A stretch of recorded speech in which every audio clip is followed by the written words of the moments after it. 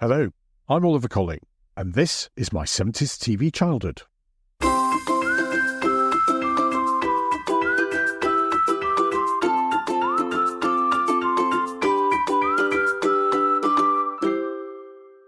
Hello, and a very warm welcome back to my 70s TV childhood. We are a podcast celebrating growing up in 1970s Britain and remembering the big part that television played in our and our families' lives back then.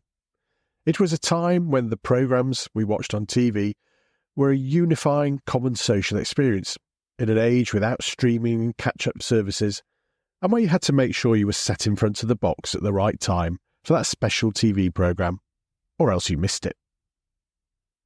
Thanks to all of you who've been in touch with your observations and memories. It really makes a huge difference to me when I hear your memories, and it's really quite humbling how many of you take the time to get in touch. Unfortunately, I am yet again a bit behind in my responses to all of your messages, as, unfortunately, real life has been getting in the way. But I will get back to you all when I can. If you want to get in touch, you can do so in a number of different ways. You can leave a comment on our blog at www.my70stvchildhood.com, or on one of our many social media pages, which are Facebook, where we now have over 2,000 followers, Twitter/X, YouTube, and LinkedIn. Alternatively, you can email me by dropping an email to oliver@my70stvchildhood.com. We'd love to hear from you. As I say, real life in the shape of work has been getting in the way of our production schedule here at My 70s TV Childhood Towers. And I'm sure I'm not the only one who sometimes finds that work becomes all-consuming at the expense of friends, family, and leisure time. Now, I don't mind that, as long as it doesn't happen all the time, but what I always try and do is switch off at the weekend if I can. And that includes relaxing and letting off steam on a Friday night. I remember in my teens that Friday was always a big night out in town, which normally meant visiting several pubs until me and my mates had drunk enough to be bold enough to speak to girls, by which point none of us were very coherent, greatly lessening our chances of appearing suave or sophisticated. This pattern carried on when I started work. Not the lessening my chance of appearing suave or sophisticated, but Friday nights after work in the pub before going out for a curry or something similar.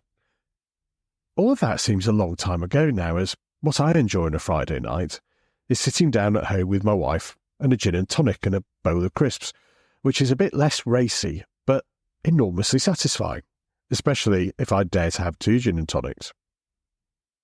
As a teenager, I always thought that my parents were a bit dull as I went out to the pub on a Friday, leaving them sitting chatting over a gin and tonic, but now I absolutely get it. It also makes me laugh that they appeared to have anticipated the current gin craze and were way ahead of their time. Thinking about this made me try and remember what Fridays were like in the 1970s. Being a young child is not quite the same, although you were always aware that the weekend was somehow different, exciting, and most importantly, meant no school for a couple of days, and the opportunity to spend more time playing with your friends, going to see relatives, and, of course, watching the television. I remember that we always had special assemblies on a Friday at primary school, and different classes took turns in leading the assembly, which normally had a bit of drama, a bit of music, and, because we were a church school, some prayers and a hymn. Looking back, I suspect they provided a bit of light relief for the teachers as well. I mentioned it before on the podcast, but it seems remarkable that each class in our school had between 40 and 50 pupils. Each class had one teacher, and there weren't any teaching assistants or any other help.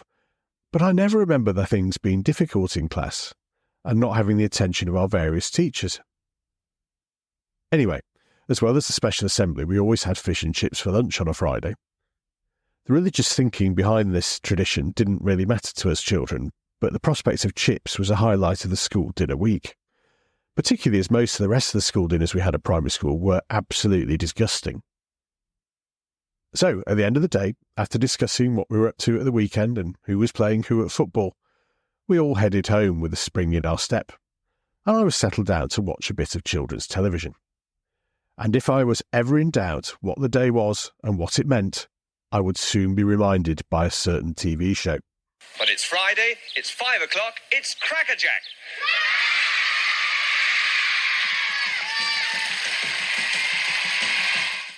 Crackerjack marked the start of the weekend, and over the next half hour or so we'd have comedy, music and quizzes, all done at breakneck speed in front of a live audience of schoolchildren, Cub Scouts and Brownies, who had clearly been force-fed fizzy drinks and worked up into a frenzy before the show went on air. One of the ways we knew this was every time the word Crackerjack was said, the audience had to scream it out. I'll try not to mention it too many times during the rest of the podcast, but the odd one might slip out. Michael Aspel, Don McLean and Bernie Clifton reflected on what made the programme so special in a Radio 4 documentary. There were masses of people, a huge audience, and babbling away. You could hear it backstage, this hubbub. And so by the time we went on, I think the show was going to be an anticlimax. They were so excited. And there would be that wonderful hush when I get the cue and I'd say, it's Friday, it's 5 to 5, and it's Crackerjack. And from then on, it was part of everybody's childhood. And I think at the time it was the best children's light entertainment program has ever been. we were talking about 2 or 3 generations of people, grandparents who would be sitting with the grandchildren, and parents sitting with the children on Friday having the tea in front of the television at that particular time. And it was kind of cult viewing in a way. It was acceptable to 3 generations. There was an innocence and yet a naughtiness about it, which was fresh and bright and appealed to the kids. They took part in it, of course, with all these participation of the most energetic kind. And they loved it, and because it spread to adults as well. The choir Crackerjack echoed around Brittany for years. The show was a BBC institution and was first broadcast in 1955 when it was hosted by the great Eamon Andrews. He was succeeded by Leslie Crowther, who hosted the show between 1964 and 1968, when the mantle then fell onto Michael Aspel, who was the first host I remember. He was quite a serious heavyweight presenter at the time, and I think he also read the news from time to time as well, although I might be imagining that. I'm sure one of our listeners will put me right. In 1975, Ed Stewpot Stewart, the Radio 1 DJ and host of the weekend radio show Junior Choice, took over as host. Do you remember Junior Choice? I used to love it, with its mix of novelty records, personal requests and funny jingles like the boy saying, "Hello, darling," and the slightly naughty version of Happy Birthday. Happy memories. But not for the first time, I digress. We're not here to talk about radio. We're here to talk about television. And the staple of Crackerjack... The staple of the show was that it was live and not always predictable. It moved along at a breakneck pace, and key to its success were the in-house team of performers. The host, whether it was Michael Aspel or Stewpot, appeared at the beginning and at the end of the show and popped up to host the quiz segments, more of which later. But the heavy lifting was done by the main cast. When I first remember the show, the team was Jan Hunt, Don McLean, not the singer of American Pie as I believed for many years as a child, and, of course, the incomparable Peter Glaze. For many of us of a certain age, Peter Glaze was Crackerjack. He was probably a bit of an anomaly, even in the 1970s, as he was, in essence, a sort of music hall comedian with quick lines, brilliant timing, and a brilliant double take. He was also often heard saying, "Doo," long before Homer Simpson would have even dreamt about. And it's not surprising that he reminded us of the music hall, because that's where he started as a comedian at London's Windmill Theatre, performing gags in between the naked tableau and the dancing girls. He'd worked with the Crazy Gang and was understudy to Flanagan and Allen, before joining the show that we're talking about on the podcast in the 1960s. He generally had a sidekick, first Don McLean, not the singer of American Pie, and then Bernie Clifton. Glaze was always a sort of pompous middle-class character, trying to look better than he actually was. A bit like Arthur Lowe's Captain Mannering in Dad's Army. and the sketches tended to burst the balloon of his pomposity. Unfortunately, given the show was broadcast live, many old editions were not retained, and there are only a handful of recordings that remain from the Michael Aspel era. Here's a typical opening sketch from one of those recordings which does remain. Here we have with the naughty nautical talk, Peter Glaze. Well, hello there. Now, today I'm going to talk to you about sailing. And why I'm going to talk about sailing is because I have just been invited by the BBC to go to their BBC Sailing Club regatta. And why they ask me? Well, of course, I come from a long line of sailors, you know. Yes, I remember one occasion sailing with my father during a storm. The deck was shaking beneath our feet, the wind screaming through the rigging, the seas breaking upon the surf, and from the shore I could hear agonized voices calling out, Come in, number 19, your time's up! They didn't shout anything. Hello. Just a minute, just a very moment. What do you mean? What are you dressed up like that? Don't tell me you've been invited to the BBC Sailing Club regatta like what I am. BBC Sailing... Peter doesn't say BBC Sailing Club, it's BC, Bernie Clifton's Sailing Club. Do you mean to tell me I've got all done up like this just for BC? Well, why not? I think it's very nice of him to invite us to be his first guests on his new ship. Ship? Yes. He doesn't know the first thing about sailing. Oh. The other day I was walking down the riverbank with him and he looked up and he said, oh, look at that lovely cabin cruiser. Well, what's wrong with that? Well, nothing except the only cabin. The cabin was a workman's cabin on the back of a lorry. Oh. Give me timbers, spicy braces. This is your ship next. That's what we're worried about, the old ship. Where's she lying? And if I know anything about you, she's lying down at the bottom, shaking like the nervous wreck she is. No, she's not. She's tied to a small boy. And if we don't get a move on, it'll be an old man. One of the things which endeared Glaze, McLean and Clifton to the hyperactive audience and to us at home was the fact they could be a little bit naughty. One of McLean's regular habits was to play a drum beat on Peter Glaze's not inconsiderable stomach, singing, Hey fatty tum tum, do do do do do, which led to countless copycat renditions in the school playground, and regular substitution of the word tum with bum, I seem to remember. McLean's successor, Bernie Clifton, also had great chemistry with Glaze, and was a real asset to the show too, even when he was doing his comedy ostrich routine. Another big feature was the music. They're often big-name musical guests, as there were on lots of children's TV shows at the time, and I can remember seeing the likes of Slade, The Sweet, and even Gary Glitter on the show. But what was a bit odd was that, as a part of a big set-piece extended sketch every week, Peter Glaze, Don McLean / Bernie Clifton, and Jan Hunt would sing a version of a popular chart song to fit in with whatever the theme of the sketch was. One of the most bizarre ones I remember featured Peter Glaze and Jan Hunt as an elderly couple dressed in Edwardian clothing for some reason, which inspired a rendition of a hit song by David Bowie.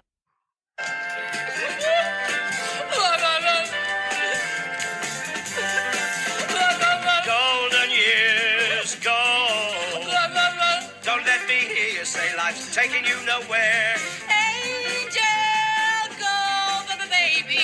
Look at that sky, life's begun. Nights are warm and the days are young. Go, baby. That's my baby lost her soul. Put some in and you get a little soul. Golden years go.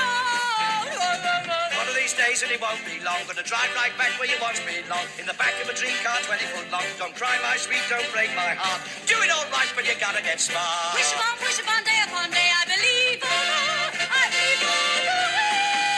Golden years go. Golden years. This is really quite weird, but I don't remember thinking so at the time. I think we all got swept along by the fast pacing and the energy and enthusiasm of all the cast members. And the other big feature in the show was the quiz, Double or Drop, where 3 small children were picked from the audience and asked questions of increasing difficulty. If they got the question right, they were given some prizes like games or books or chocolate. And if they got the question wrong, they had to hold a cabbage. Look, bear with me on this one if you don't remember it. You got loaded up with presents and or cabbages, and once you got 3 cabbages, you were eliminated. But you also got a cabbage if you dropped anything on the floor. So invariably you were left with 3 kids buried under a pile of toys and cabbages before one emerged victorious. Here's Ed Stewpot Stewart and 3 rather hapless contestants. I have an idea. We've got some noisy whisperers in the audience this week. Right, what is the sacred book of the Muslims called? The sacred book of the Muslims. Him. No, it's the Quran. The Quran is the sacred book of the Muslims. That's the first one for you, Julian. You're doing very well. Next one over here, and you're getting really hard now. If something is toxic, what might it be? Toxic. Poisonous. Poisonous. Yes, he's a true champion, this lad. And you're one now. What is the modern name for the city of Constantinople? Constantinople. Quiet, please. Quiet. No, I've got to take 5 seconds because we're running short on time now. 5, 4, 3. You don't know? Istanbul. Istanbul. Bad luck. And look at that anyway. Boom. So it's 3 cabbages. Thank you very much for playing the game, Perdita. Let's hear it for Perdita. And there's your pencil. Okay. Crackerjack pen as we go to 1 cabbage this end and 1 here.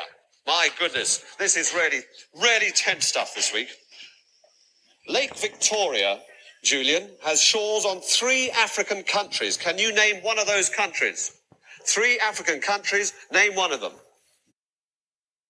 No? You don't know? No, it's Tanzania, Uganda, or Kenya. I'm sorry, that's another cabbage for you. Over to our champ then, with his very hard question.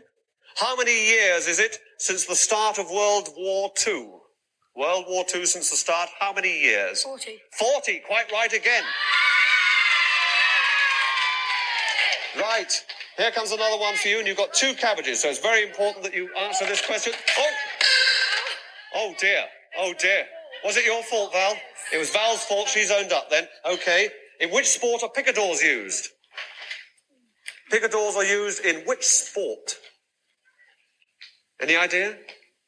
Give me the answer quickly now, we must have an answer. In which sport are picadors used?